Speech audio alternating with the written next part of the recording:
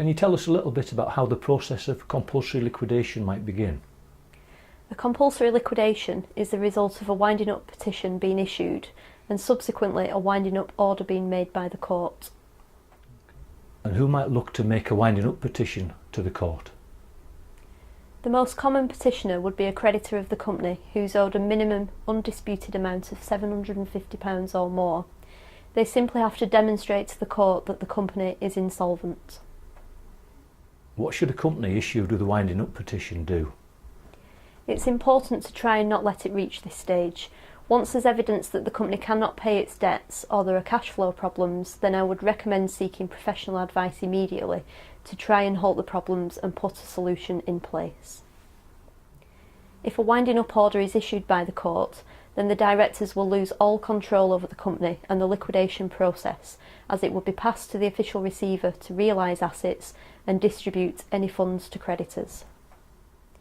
They must also investigate the affairs of the company and the conduct of the directors and submit a report to the Insolvency Service, who would then consider if disqualification proceedings should be brought against them.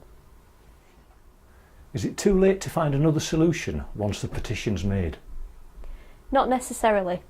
If a petition is received, then insolvency advice should be sought as a matter of urgency. There are solutions and rescue tools that can be proposed depending on the circumstances, which will halt the petition and prevent the winding up order being made.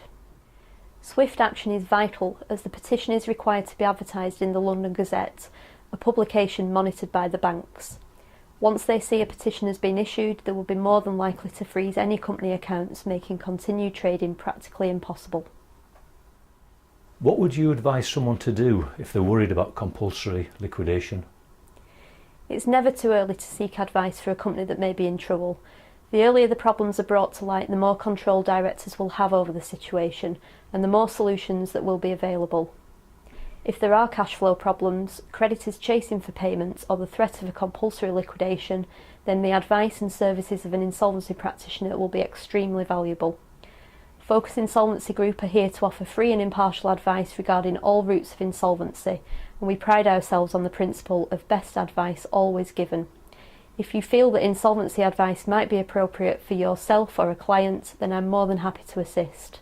I can be contacted by email at n.hughes@focusinsolvencygroup.co.uk, or you can call me at our office on 01257 257 030.